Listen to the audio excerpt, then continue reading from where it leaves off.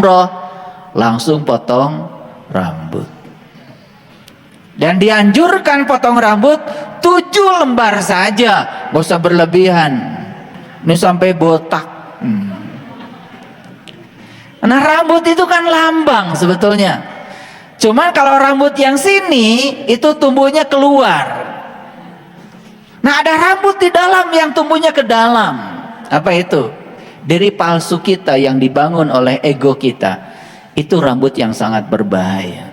Makanya haji adalah perjalanan menuju Baitullah untuk berjumpa dengan jati diri kita. Syaratnya harus potong rambut. Sebetulnya sama, inti sari ajarannya adalah menyucikan pikiran. Makanya orang pulang haji kan kemudian pakai peci putih, artinya sudah putih. Tahu artinya putih? Tanya tuh orang pulang haji, kenapa anda pakai peci putih? Banyak yang nggak tahu, cuman bilang putih itu suci. Kejar lagi, apa sih suci itu? Suci itu kenapa hari ini saya pakai baju warna putih? Nggak sembarang, nggak kayak kalian. Dress code putih. Nggak sembarang kalau saya. Kalau saya ditanya, kenapa sekarang ayah guru pakai putih? Karena putih itu polikromatik. Ketika merah, kuning, jingga, hijau, nila, ungu disatukan, hasilnya putih. Lihat, sinar matahari putih. Begitu dimasukkan ke prisma, diurai, maka dia akan menghasilkan merah, kuning, jingga, nila, ungu. Yang disebut dengan spektrum warna, itu yang disebut dengan pelangi. Jadi kenapa warna-warna itu ada? Dan siapa pemilik semua warna? Putih. Jadi kalau saya menggunakan putih, artinya saya sudah campuran dari berbagai warna.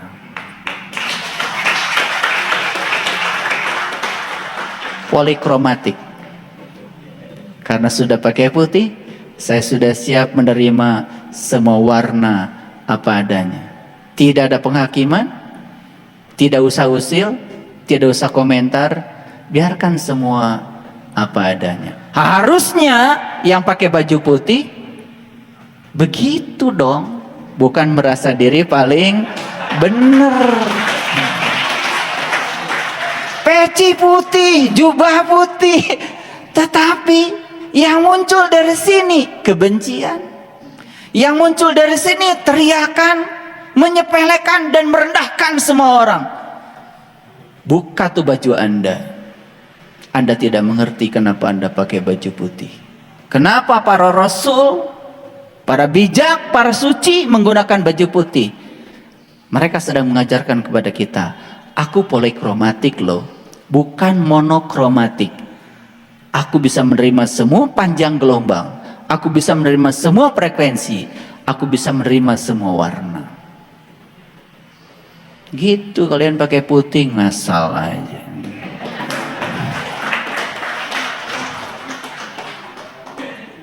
Jadi ada saintifiknya, sehingga kita sudah pada tataran hakul yakin. Itu luar biasa itu. Romo bisa bilang hakul yakin.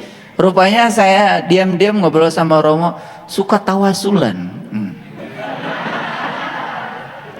Jadi lapalnya luar biasa tadi ya. Ilmu yakin, ainul yakin, hakul yakin. Satu lagi Romo, isbatul yakin. Jadi kenapa saya membuat komunitas namanya Bumi Spiritual Isbatul Yakin? Karena apa? Tingkat keyakinan yang paling tinggi bukan hakul yakin, tapi isbatul yakin. Kalau Romo baru ketemu dengan saya, itu baru hakul yakin. Tapi kalau Romo mengenal saya dan saya mengenal Romo, itulah isbatul yakin. Jadi setelah bertemu begini, kita harus saling mengenal lebih dalam lagi, supaya sili asa, sili asi, sili asu. Bukankah ini adalah ajaran leluhur kita? Ajaran lokal tetapi universal. Lucu ya, sili asa, sili asi, sili asu. malah terjadi di negara-negara yang sama sekali tidak berbicara tentang agama, tetapi mereka ya menjalankan ajaran luhur ini. Ada di belahan bumi yang lain, kita bisa lihat peradaban mereka begitu luar biasa. Sili asa, sili asi, sili asu. 6 ajaran utamanya. 1, nulung kanu butuh. 2, nalang kanu susah. 3, ngahudangkeun kanu sare. 4, nyaangan kanu poekeun. 5, nepak kanu poho. 6, nganter kanu keung. Luar biasa. Luar biasa bukan?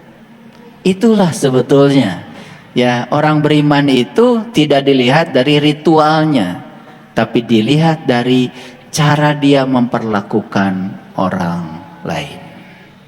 Itu yang bisa dilihat. Makanya orang baik itu tidak bisa dilihat dari apa keyakinannya, tetapi bisa dilihat dari bagaimana cara dia memperlakukan orang lain. Kalau dia memperlakukan orang lain dengan penuh rasa hormat, sili asa, sili asi, sili asu, welas asihnya nampak dalam dirinya, menurut saya itulah orang baik sekaligus. Benar ya Romo? Oke. Baik, itu penguatan saja dari saya, karena kita ingin menggali lebih dalam apa yang disampaikan oleh Romo tadi ya. Saya persilakan para sahabat yang mau bertanya, silakan. Boleh dari komunitas manapun boleh, nggak masalah. Silakan. Izinkan saya bertanya. Jadi yang diajarkan tadi atau tema kita adalah saling asah, saling asih dan saling asuh. Namun dalam perjalanan hidup kita kan dimulai dari istilahnya mengenal tentang cakra ya, karena kita kalau para yogis, ahli semedi, karena ujungnya untuk mencapai kebijaksanaan kita ada ritual untuk mencapainya titik kesana kan melalui samadhi atau yogi. Nah di situ kita dikenal 7 cakra. Ada cakra dari mulai cakra mahkota sampai cakra dasar. Nah, dari 7 cakra ini kan dibagi, kalau boleh dibagi menjadi 3. Cakra atas, cakra tengah, cakra bawah. Kalau di Islam dikenal disebut Baitul Makmur, Baitul Muharram dan Baitul Muqaddas. Itu kan semua. Nah, apabila kita bisa menghidupkan ke-7 cakra ini, otomatis akan timbul kesadaran tingkat tinggi. Yang kedua, fadilahnya juga atau manfaatnya bisa menjadi orang lebih sehat. Nah, pertanyaan saya kepada Romo, bagaimana caranya kita membuka cakra-cakra itu yang akhirnya nanti kita menjadi orang yang penuh dengan cinta. Ujungnya semua agama kan cinta. Nah, tandanya nanti pada akhlak yang akhlakul karimah. Kalau Islam disebutnya akhlakul karimah atau kebaikan yang bajik yang bijak gitu. Akhirnya sana. Jadi pertanyaan saya, bagaimana caranya untuk kita melatih diri kita melalui menghidupkan atau penghidupan pemeliharaan dari cakra-cakra yang kita punya. Itu Romo, terima kasih sebelumnya. Iya, terima kasih pertanyaannya. Bapak siapa ya tadi? Pak Dios. Iya, terima kasih. Ini berkaitan dengan tahapan meditasi sebetulnya. Dalam tubuh kita ini katanya kan ada beberapa titik cakra-cakra ya. Cakra mahkota, borok, bahkan sampai tulang ekor ya. Kalau kita ada mengenal juga cakra pusat Tantien. Di sini itu di bawah pusar 3 jari itu pusat cakra. Dan itu dibangkitkan dengan cara meditasi. Ya, itu lebih ke yoga. Yoga itu dulu itu sebetulnya sebelum Pangeran Siddhartha berlatih tentang meditasi jalan tengah, beliau melatih itu, bahkan sampai memiliki kesaktian yang sangat luar biasa. Tetapi itu bukan tujuan, karena orang sakti belum tentu dia suci, tapi orang suci dia pasti sakti. Artinya orang yang sudah tidak melakukan segala bentuk kejahatan apapun, kejahatan tidak akan menimpa dia. Cukup pakai ilmu selamat. Jadi apa jimat yang paling baik adalah berbuat baik, nggak ada lagi. Nah, di sini saya jelaskan tentang pembangkitkannya adalah dengan cara bermeditasi. Nah, meditasi itu harus dipusatkan pada satu titik. Jadi kita mengenal dua macam meditasi ya. Yang pertama samatha bhavana, meditasi untuk ketenangan batin. Yang kedua vipassana bhavana, meditasi untuk pandangan terang. Nah, yang kita latih selama ini adalah mengamati napas yang keluar masuk. Kita bukanlah orang yang menjas, menghakimi tentang napas kita. Kita cuman menyadari, mengamati napas itu panjang, pendek, dan ada jedanya, hanya itu. Ketika pikiran kita lari dari objek nafas, kita boleh menarik nafas yang kuat. Langsung kita dengar, kembali ke sini. Karena pikiran itu sangat liar. Setiap detik dia berubah terus.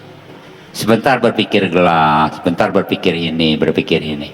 Nah, karena kecepatan pikiran itu bergerak, maka kesan yang awal masih ada. Nah, disitulah orang suka mengatakan, gimana wajah kamu kok lagi kusut? Ya Romo, lagi banyak pikiran. Sebenarnya pikirannya satu, yang dipikirin banyak. Itu yang benar sebenarnya. Pikiran bukan banyak pikiran ya. Jadi melatihnya itu gampang. Kalau mau mengembangkan cinta kasih, cobalah meditasi yang namanya metta bhavana. Meditasi cinta kasih. Karena di dalam diri manusia ada 3 sifat yang sangat menonjol. Misalnya carita atau sifat-sifat dasar manusia ini, saya ini jadi manusia lebih tebal serakahnya, kebenciannya, atau kegelapan batinnya. Kalau lebih tebal kebenciannya, apa-apa maunya marah, ngomong sedikit marah, sering dendam. Nah, itu harus dengan metta bhavana tadi, yaitu meditasi dengan metta bhavana, mengulang kalimat-kalimat. Misalnya pada saat duduk, kalimat yang pertama diucapkan, semoga aku berbahagia, bebas dari kebencian, bebas dari penderitaan, bebas dari kesakitan, bebas dari kesukaran. Semoga aku dapat mempertahankan kebahagiaan yang telah kuperoleh. Nah, setelah kita mendoakan diri kita berbahagia, baru lempar keluar. Nah, misalnya kalau mau dituju kepada seseorang, disebutkan namanya. Misalnya, semoga istri saya, sebut namanya, berbahagia. Sama dah, bebas dari kebencian, bebas dari penderitaan, bebas dari kesakitan, bebas dari kesukaran. Semoga istri saya si A dapat mempertahankan kebahagiaan yang telah dia peroleh. Tetapi kita lebih condong ke semua makhluk. Misalnya kalau ada di sini, kita boleh saja berdoa, semoga semua makhluk yang berada di ruangan ini, artinya yang terlihat dan yang tidak terlihat, ya. Karena kita tidak tahu nih, dalam ruangan ini mungkin saja ada makhluk-makhluk halus yang saat ini juga ikut mendengarkan dhamma. Itu juga kita doakan. Makanya memancarkan cinta kasih itu memang tidak mudah. Bagaimana sih Romo, orang dia udah sakitin saya, kok saya harus pancarin meta ya sama dia? Ya kan musuh saya, gitu loh. Nah itu justru disuruh memancarkan kepada orang yang kita benci, yang jahat sama kita. Karena kebencian tidak akan pernah berakhir bila dibalas dengan kebencian. Harus dibalas dengan cinta kasih. Itu hukum yang universal sekali. Makanya kalau Bapak Ibu suatu saat kena ditipu orang, kena dijahatin orang, kena difitnah orang, berarti sedang membayar buah-buah karma buruk kita. Diikhlaskan, direlakan. Kalau saya tidak pernah menipu, mana mungkin sekarang saya kena tipu. Berarti hukum karma salah, gitu kan? Dan jangan berbuat karma buruk yang baru. Misalnya di bank nih sudah lunas utangnya, cicil-cicil lunas, ayo menabung sekarang. Jangan kredit lagi, ditagih lagi. Nanti debt kolektornya datang lagi ke rumah. Ya, jadi itu saya tidak bisa menguraikan Pak kalau mengenai cakra-cakra, karena itu adanya di yoga. Tapi meditasi yang Sang Buddha ajarkan adalah meditasi memancarkan metta, cinta kasih. Apa tuh tandanya kalau kita sudah melatih meditasi itu? Ya tentu akan ada perubahan perilaku, perubahan pola pikir, akan bisa menerima kehidupan dengan hukum perubahannya. Sadari, orang yang menderita itu karena orang yang tidak bisa menerima hukum perubahan. Kalau giginya udah mulai ompong, pasang gigi palsu. Rambutnya putih, semir. Dia nggak tahu pakai semir sepatu, jadilah pokoknya udah. Istilahnya, ya kan? Kulitnya keriput, tarik benang ke salon. Karena tidak mau menerima proses hukum perubahan. Dan akan seperti itu. Itu sebetulnya hanya mempertahankan hanya sementara. Ya, sebenarnya kita ini tidak tahu loh kapan sel-sel kita mati, hidup, berubah, tiba-tiba rambut kita menjadi putih. Betul nggak? Tahu nggak Bapak, Ibu, waktu rambutnya jadi putih jam berapa? Ayo, hari apa? Tiba-tiba putih, tahu nggak? Tahu kan?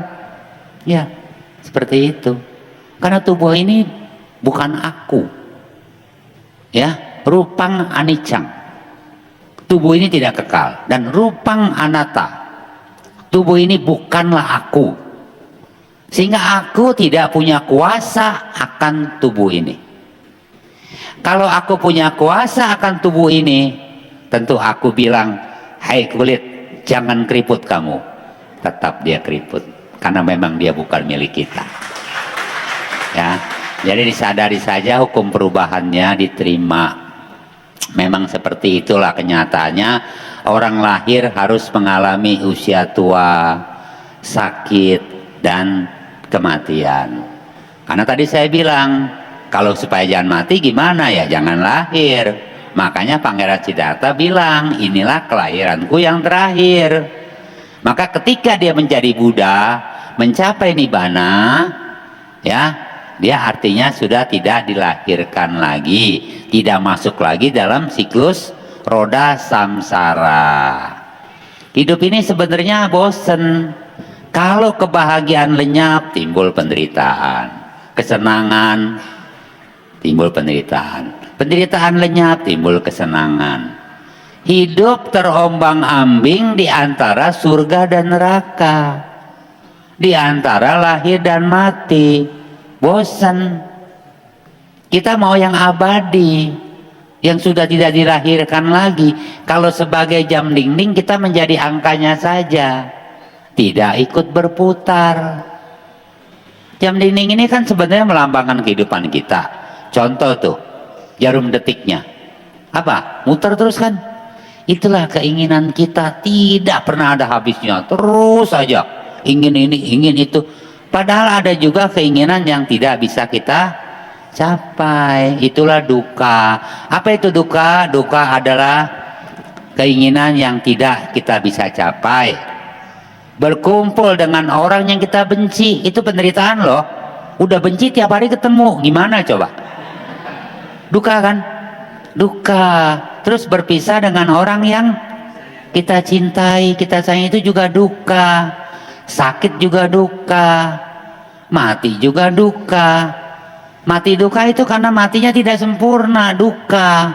Yang ditinggalkan merasa kehilangan, yang mati juga nggak tahu lahir di mana, ya karena nggak tahu juga perbuatannya. Karena dalam agama Buddha ini kan memang diajarkan proses reinkarnasi, atau bukan, tumimba lahirnya kesadaran ini nanti setelah meninggal masuknya kemana?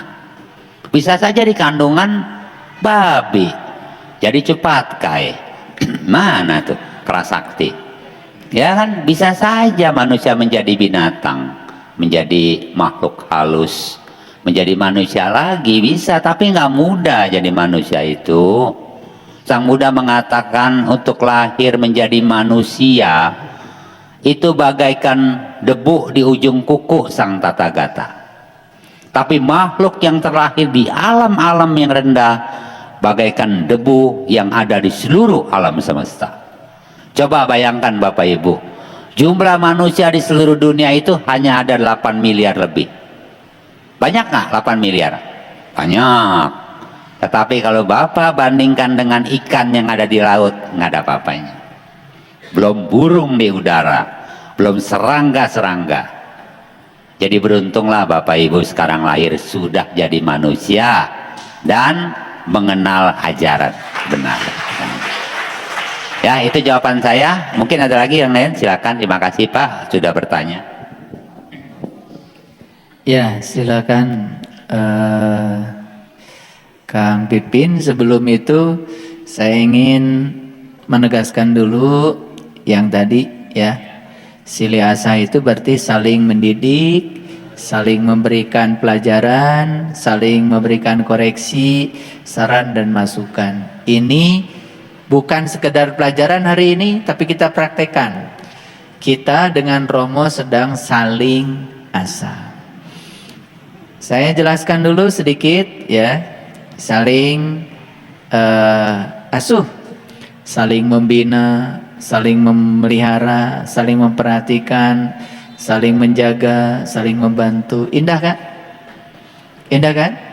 Nah, selanjutnya adalah siliasi ya.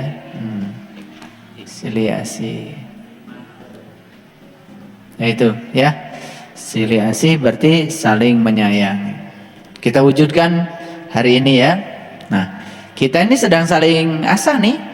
Karena Romo itu kalau ditanya terus-terus tambah pinter. Coba tanya lagi coba. Tambah pinter coba.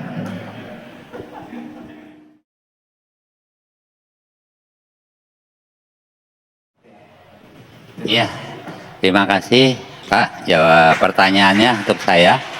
Saya akan menjelaskan sejarah Borobudur. Borobudur itu dibangun oleh dinasti Sailendra, Prabu Samarotungga. Karena waktu itu zaman itu Buddha dan Hindu itu memang bersatu ya. Memang di zaman Majapahit itu memang bersatu, Siwa Buddha namanya. Makanya kalau kita tahu Siwa Buddha itu sesungguhnya juga bukan dua. Karena tidak ada dharma yang kembar, kebenaran tetap satu.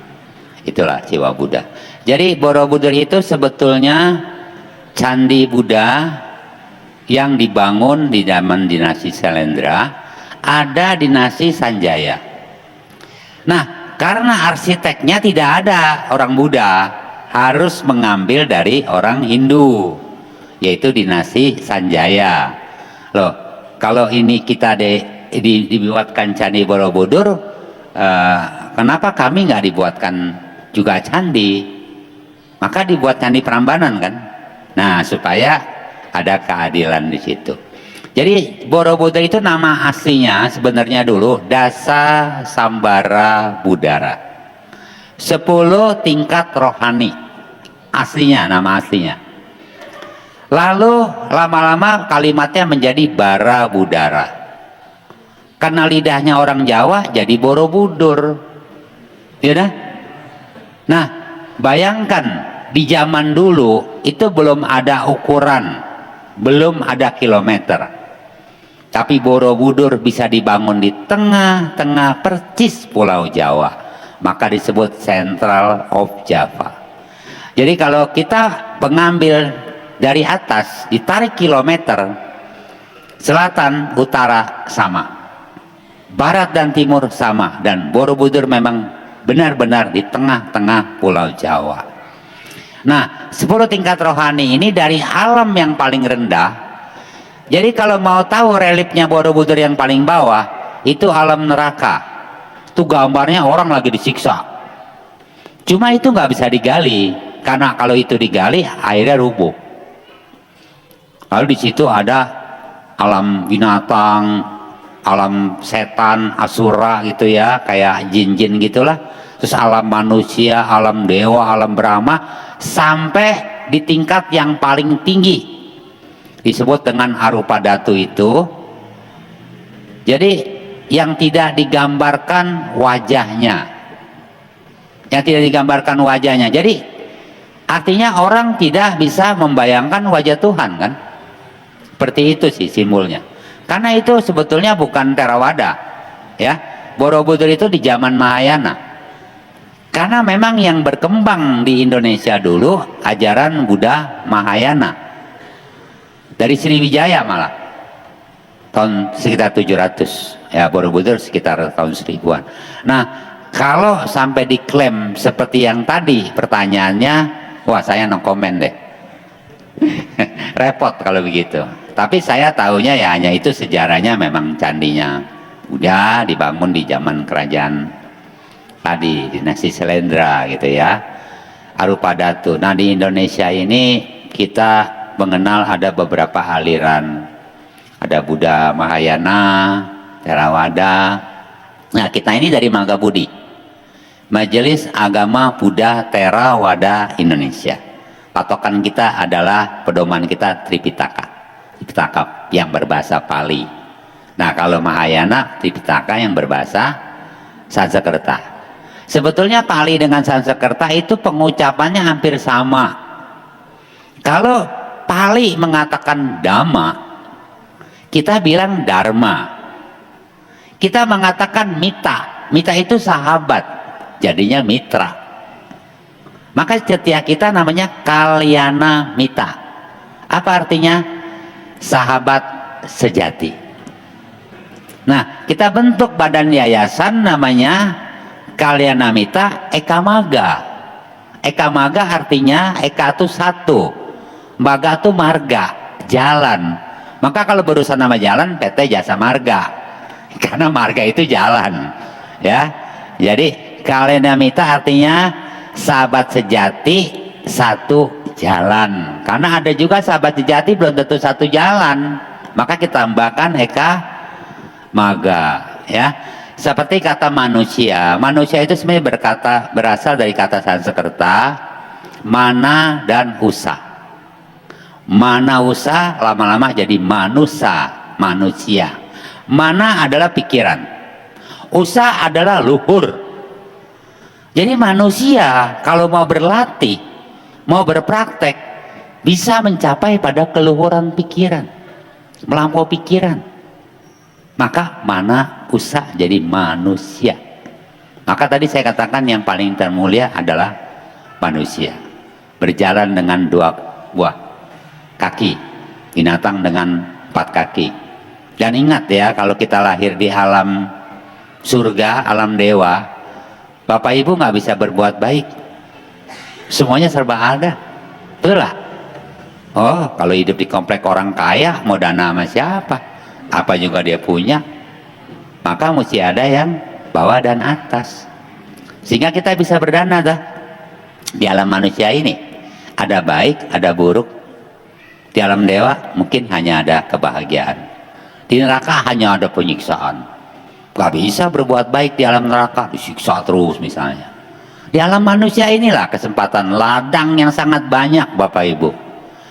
Jadi kalau Dharma Buddha itu mengatakan Memberi itu adalah melepaskan sebagian jiwa serak